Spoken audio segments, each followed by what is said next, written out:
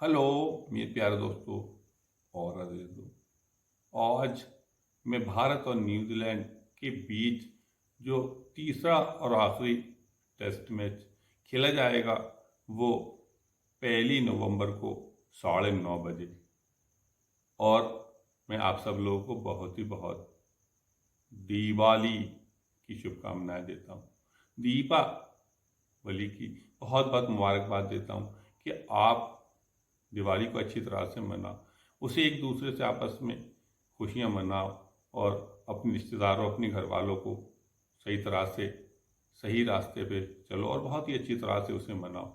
ये ना हो कि खुशी को आप अफसोस में और गम में पैदा कर लो, लड़ाई झगड़े आपसी नाइतफाकी इन सारी चीज़ों को छोड़ के आप अच्छी तरह से उस चीज़ को मनाओ। बहुत बहुत आप लोगों को दिवाली की मुबारकबाद हो और उस दिवाली में आप अपने घर वालों इस सब पे बहुत ही ज़्यादा खुशी से एक दूसरे से मिल के रहो और मिल के चलो।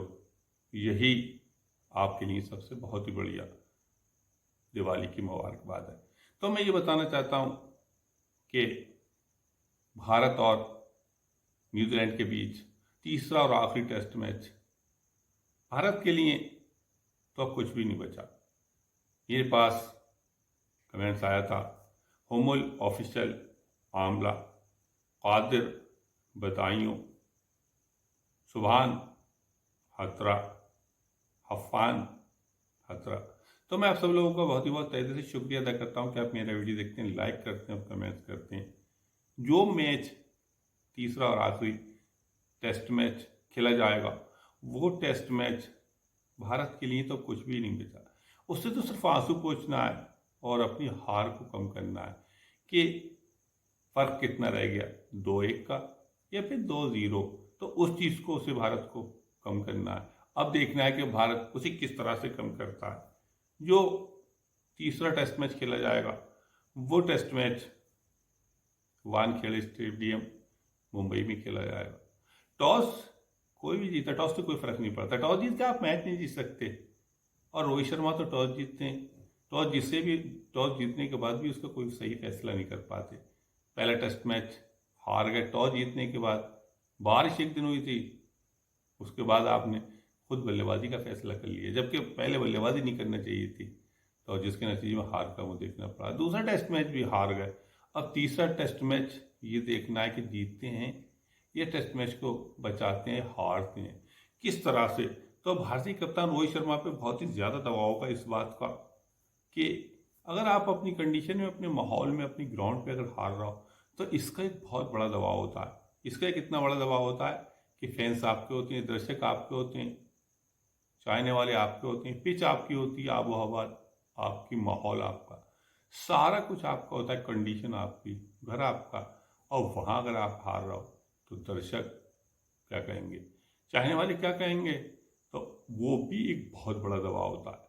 और उस दबाव से निकलना, उस दबाव में खेलना, ये बहुत बड़ी कला है क्रिकेट के अंदर। और जहां आप 2 टेस्ट मैच हार गए हो तो और ही ज़्यादा दबाव।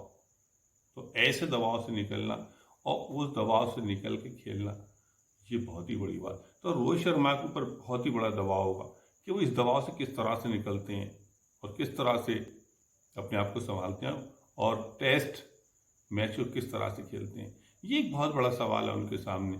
और दूसरी टीम न्यूजीलैंड की, वो एक बहुत ही मज़े से, एक एग्रेशन, एक जज्बा, एक हौसले के साथ बहुत ही आराम से बैठी हुई है। वो तो एक मजबूत हौसले के साथ ग्राउंड में उतरेगी क्योंकि 2 टेस्ट मैच वो जीत के 2-0, 2-0 से आगे। हो सकता है भारत को क्लीन स्वीप की तरफ ले जाने के लिए सोच रही है क्योंकि भारत को हम 3-0 से हरा के न्यूजीलैंड खुशी से न्यूजीलैंड में खुशी की लहर पहुंचाए। तो दोनों टीमों के कप्तान लौथम और भारतीय टीम के कप्तान रोहित शर्मा। लौथम तो एक एग्रेशन, एक जज्बा, एक खुशी के साथ ग्राउंड में उतरेंगे, वहीं रोहित शर्मा पे बहुत ज़्यादा दबाव होगा। टॉस से कोई फर्क नहीं पड़ता क्योंकि बारिश नहीं हुई, अगर बारिश होती है तो टॉस से फर्क पड़ता है। अब ये देखना है कि ऐसे दबाव में रोहित शर्मा अपने आप को किस तरह से संभालते हैं और उस दबाव से किस तरह से निकलते हैं। न्यूजीलैंड तो वैसे भी 2-0 से जीत के वो बहुत ही खुशी से आराम से बैठी हुई है। अब भारतीय टीम के सामने सबसे बड़ा एक सवाल ये है कि वो किस तरह से दबाव से निकलती है। और सबसे बड़ी एक बात ये कि अपने बल्लेबाज उसके किस तरह से खेलते हैं, दबाव दबाव किस तरह से निकालती है। उन्हें अगर दबाव से निकलना है तो सबसे पहले तो अच्छी बल्लेबाजी करना होगी। और सैटनर, जो मिशेल सैटनर न्यूजीलैंड के स्पिनर है, उनका तोड़ ढूंढना होगा। अगर आप सैटनर का तोड़ ढूंढ लेते हैं तो आप टेस्ट मैच में कामयाब हो सकते हैं। अगर आप टेस्ट मैच में कामयाब हो सकते हैं अगर आप सैटनर का तोड़ नहीं ढूंढ सकते और सैटनर को नहीं खेल सकते तो आप 2 टेस्ट मैच जिस तरह से हारे हो वैसे ही तीसरा टेस्ट मैच भी हारोगे। उस टेस्ट मैच से आपको कोई नहीं बचा सकता।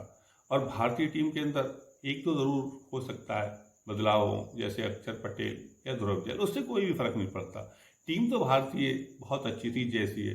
खाली कागज़ पे सफ़ेद नाम लिखे होने से कुछ नहीं होता कि एक कागज़ पे आपने सफ़ेद नाम लिख दिए कि रोहित शर्मा है, विराट कोहली हैं, शुभमन गिल हैं, कि अक्षर पटेल हैं, कि ऋषभ पंत हैं।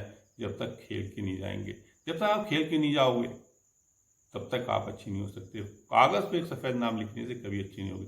अब ये देखना है कि भारतीय कप्तान रोहित शर्मा के गले में छुरी नहीं तलवार है, उस तलवार को किस तरह से अपने गले से निकालते हैं और किस तरह से टेस्ट मैच को बचाते हैं, जीतते हैं, हारते हैं। ये बहुत बड़ा उनके सामने सवाल है। और मैं ये बताना चाहता हूँ कि क्रिकेट अनिश्चितताओं का खेल। अगर भारत ने फिर गलती की और फिर सैटनर को नहीं खेल पाए और फिर अच्छी बल्लेबाजी नहीं की और फिर न्यूजीलैंड के गेंदबाजों को नहीं खेल पाए तो भारत फिर हारेगा और 3-0 से हार के क्लीन स्वीप करवाएगा और न्यूजीलैंड 3-0 से हरा के बहुत ही ज़्यादा एक एग्रेशन, एक जज्बे के साथ ग्राउंड के अंदर उतरेगी। खुशी के साथ, बहुत ही ज़्यादा खुशी की वो लहर मचाएंगे और खुशी के मारे झूम जाएंगे अगर वो 3-0 से भारत में क्लीन स्वीप किया। और मैं ये बताना चाहता हूँ क्रिकेट अनिश्चितताओं का खेल, इसमें किसी का दाव नहीं, इसमें किसी का दाव नहीं। जो अच्छा खेलेगा वही जीतेगा।